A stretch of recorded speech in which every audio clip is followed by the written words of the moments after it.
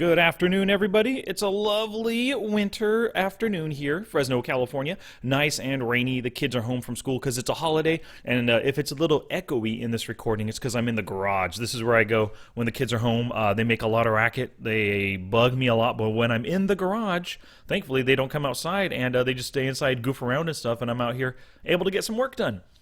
So today I got an email from Danny. He's a listener, and you can see the email right here on the left side of the screen. He says, Sky, one specific question. Do you know how to run reports in PokerTracker 4 that show how a specific player plays specific hands? For example, I'd like to search how one player plays all pocket pairs. Having the info of how much they bet on board types with pocket pairs would be good info. Thanks again, Danny. Alrighty. So that's a great question, Danny, and I figured instead of just typing out the answer and emailing it back to you, well, I'll do that as well, but I'll also let you know about this video here and sending it out to everyone else as well. So first off, PokerTracker 4, I've got a villain right here, Steven SD. If any of you attended one of my recent webinars, I chose Steven SD as my main villain to research through that webinar.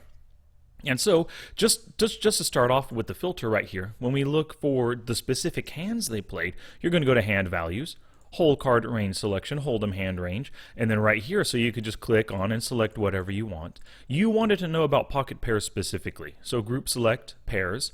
You can see in Group Select, there's all the things. It just saves you time if you don't want to go and click individually all 13 combos of pairs. So let's just take a look first. Before we think about flop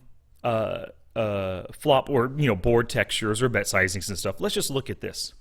So you can see before the filter 2,300 hands. We're looking at just pocket pairs. Add that to filter, save and apply. We go down to just 22 hands. So far, now of course because this is a villain, we only see the showdown hands, right? When we're filtering for a specific card because we have to see what they had.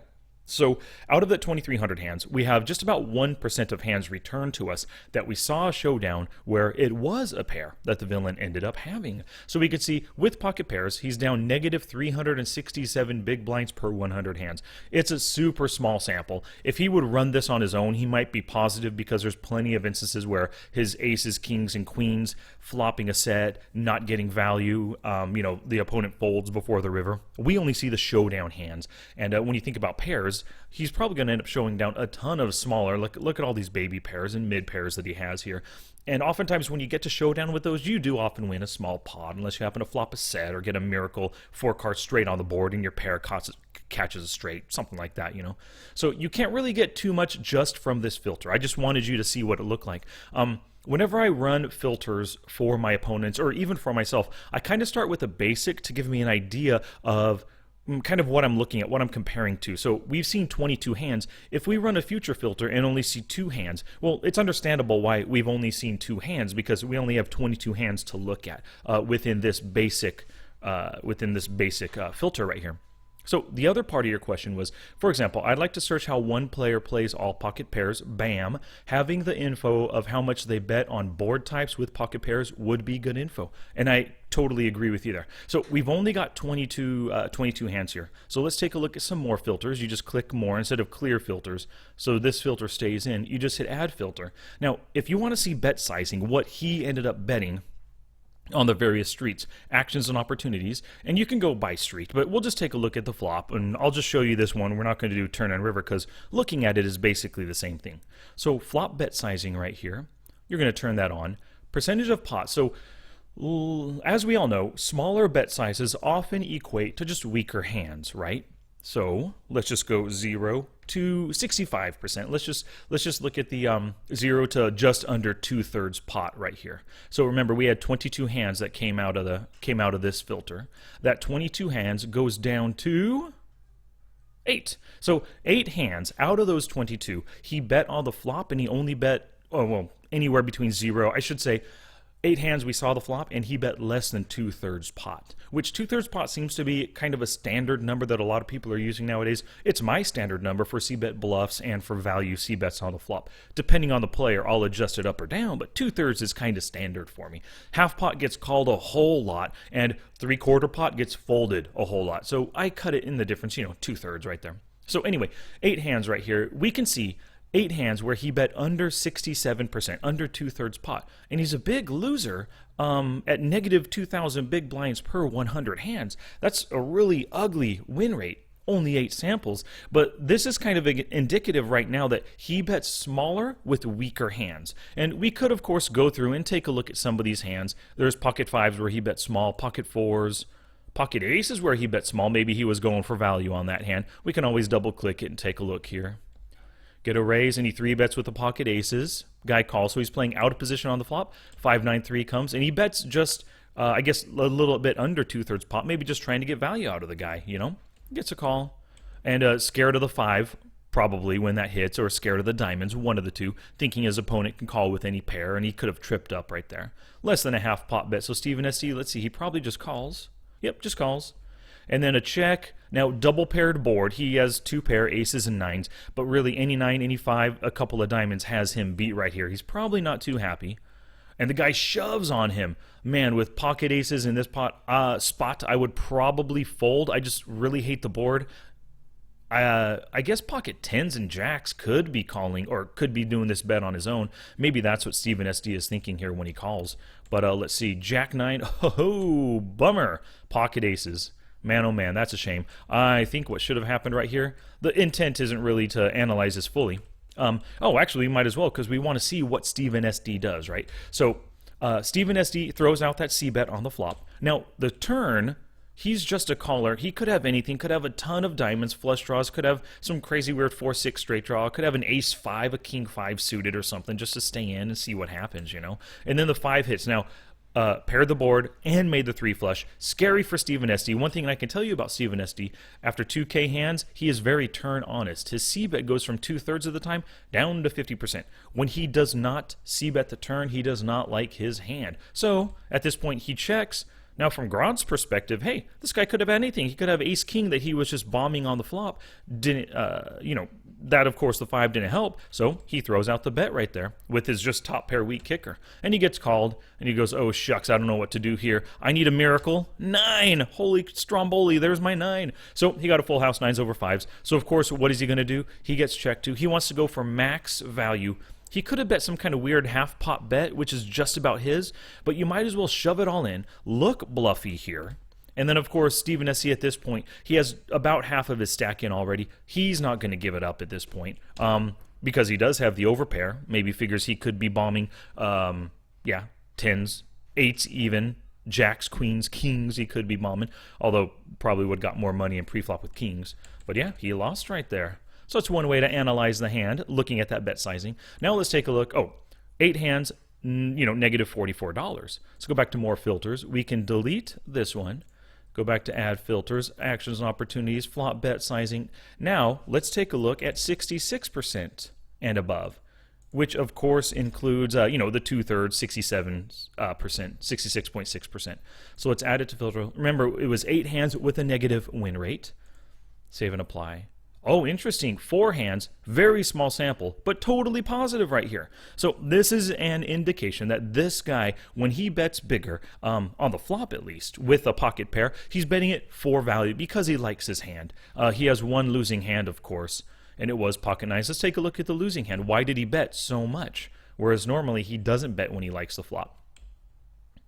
So let's see, an open and a call, so 3-way to the flop, out of position. I see. So he was making a donk lead just to take it down. He didn't want to see a turn, ace, king, queen, or jack, or a 10, something that can beat him. His goal right here is just to take it down, is my guess at least. And he gets a caller. Oh, shucks. I got called. Now the 4, 6, 7 completes, ace 3 completes, pocket 4s that didn't believe anything that opened pre-flop, I guess, improves, but he's ahead of a lot of the range that just called on the flop right there. So normally I would expect to bet, which he does. He obliges us with a bet because he can figure that he's still in the lead. Poker Empress decides to call again. Interesting, a call. And then, what do you bet? The diamond hit. It's a scare card because it's an overcard. Plus, the flush draw comes in. He's probably going to check. And then Poker Empress, checks behind. So what does Poker Empress have? We know that Stephen SD folded, so maybe Poker Empress caught a Miracle Queen. Maybe had a Yeah, like Jack Queen, 10 Queen, something that wanted to call the flop and the turn. It could have even been a really weird 2-5 or even 5-4 two pair. Paired on the flop, a weak two pair on the turn, something like that. Ace Queen? I guess Ace Queen could have called too. So lots of queens that could have called two streets. Look how passive Empress is. She loves to call. So I'm expecting a queen or better, but probably, King Queen, Jack Queen, something like that. Nines. Holy cow! How surprising. Pocket aces. You missed out on so much value there, Poker Empress. Yeah, you could have just raised at some point. Or at least at a minimum, just bet something small right here. $6, 1/3 pot to get value out of the guy. I mean, yeah, well, I guess you were scared of the flush draw as well. So that is that right there. That's how to take a look. And because when you're looking at your opponents like this, Danny, you're talking about pocket pairs, and you're only seeing pocket pairs at showdown. Well, that means that you're necessarily going to have really small samples come back at you. Unless you got a player that loves to get to showdown, then that's a different story. But on a player like Steven SD, for example, he's pretty aggressive. He's going to bet the flop in the turn, get a lot of folds then, or he'll ditch the hand himself if he's totally beat. So the better the player, the less often they get to showdown to show you their hand. But let's say you got a player who you see a ton of showdowns. You have, when you run this filter, you have 100 hands come back with pocket pairs. Pocket pairs, where they saw showdown. Well, then we could go to more filters. Let's delete this bet sizing right here. Add filter, board texture. So board cards. When it comes to board cards, you could choose the flop, the turn, or the river. We looked at a lot of flops, so let's look at some turn stuff right here. So the turn is an overcard, and the turn is a king, maybe, for example, or an ace. Actually, no. Let's just go with the turn is an ace. Add to filter. I don't know what's going to happen, what kind of filter is going to come back from this, but on an overcard ace on the turn, what does our villain do? Oh, there's two instances. Great. Oh, pocket queen. So ace on the turn. Let's see what happens. Whoops, meant to double click this. So Steven SD opens. That's us, by the way, whack you on. So Steven SD opens. You get a caller in position. Another caller. Okay. Three-way in middle position right here. Ooh, 7, King, 8. Probably pretty ugly. I don't remember if Steven SD had a spade or not. Well, we can take a look. Nope, no spade. Okay. So overcard on the flop, and we know that there's an overcard coming. Let's see how Steven plays this. He has, okay, good. So we threw out, now look at that. Half pot bet. This is indicative. This would have been another hand that we would have seen in that first filter where we looked at bet sizings, but this is indicative of, hey, I just don't like my freaking hand. I had a great hand pre-flop. Now it looks like crap because I don't have a redraw to the flush, also there's an overpair. Plus there's a 7-8, kind of a weird straight draw that if I play passively, they might be able to catch something on me. So I've got to make a bet, but I don't like making the bet, so I'm going to bet small. That's what this is right here. So we get a caller. And he's saying, dag nabbit. Ooh, two callers. Double dag. Man, what a bummer. Okay, now the ace comes. You are not going to like that at all, Steven.